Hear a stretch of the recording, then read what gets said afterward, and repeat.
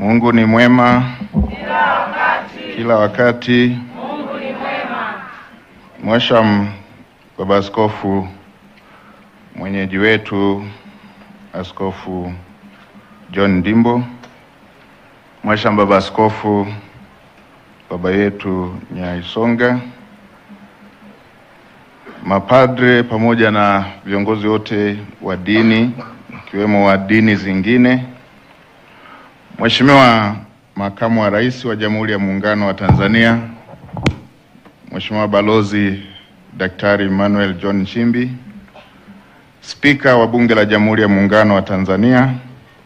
Nitambue pia uwepo wa waheshimiwa maspika wastaafu, Mheshimiwa William Vangimembe Lukuvi, Waziri wa Nchi, Ofisi ya Waziri Mkuu, na nitambue uwepo wa waheshimiwa mawaziri wote, na Mheshimiwa Makamu wa Rais, hapa nikuombe pia upokee udhuru wa Mheshimiwa Waziri wa Katiba na Sheria, ndugu yetu Juma Omera.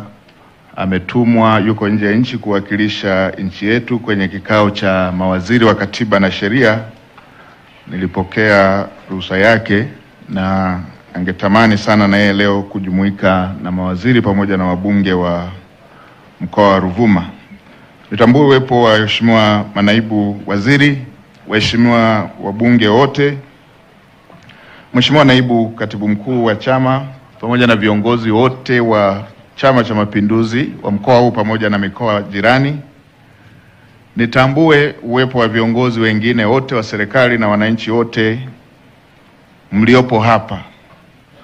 Mheshimiwa Makamu wa Rais, jukumu langu lilikuwa dogo tu la kukaribisha, lakini kwa kuwa kuna hoja imetolewa na Mhashamu Baba Askofu ameifafanua vizuri umuhimu wake, na kusema pia wewe uko katika eneo ambalo ni la msiba, kwa maana na wewe upo kwenye maombolezo pamoja na kwamba ni kiongozi wetu na ni mgeni rasmi, lakini kwa kuwa pia mimi ni msimamizi wa utekelezaji wa shughuli za serikali, nimhakikishie Mhashamu Baba Askofu kwamba jambo hili nimelipokea, na bahati nzuri Mheshimiwa mbunge akiwa ambaye ni Waziri wa Viwanda na Biashara, akiwa ameambatana siku moja na Naibu Waziri wa Uchukuzi, walikuja ofisini,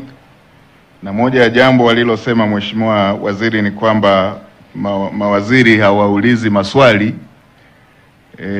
Ni vizuri kutiliwa mkazo katika miradi ambayo inawasumbua wananchi katika maeneo yao.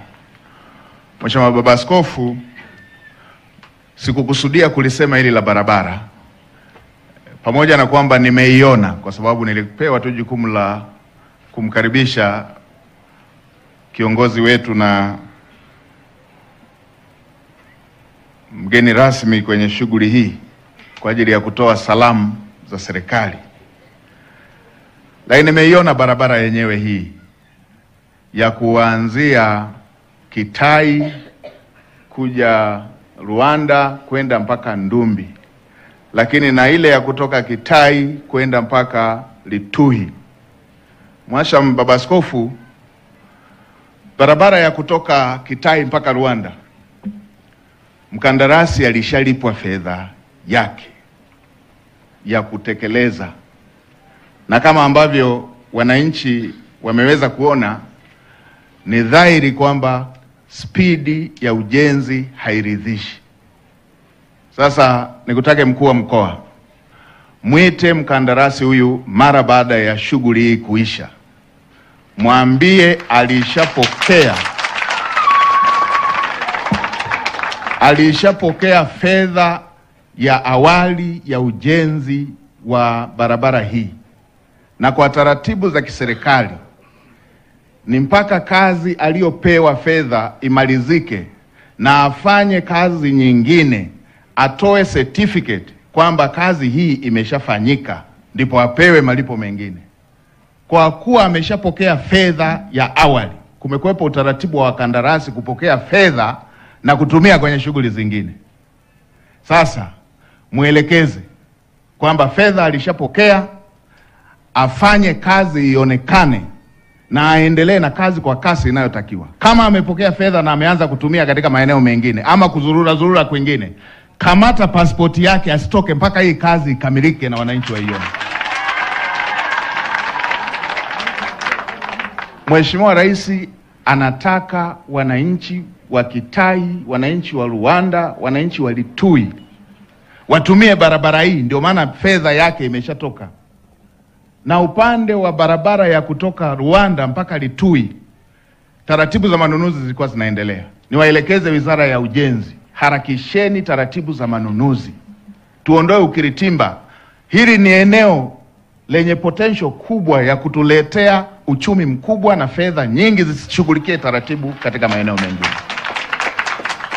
Sasa mkuu wa mkoa mwite, na namuelekeza pia Waziri wa Ujenzi atakuja aje aone hilo badiliko, na nitakapokuja ziara kwenye mkoa huu nije nione kazi iko tofauti na hii ambayo imeshafanyika.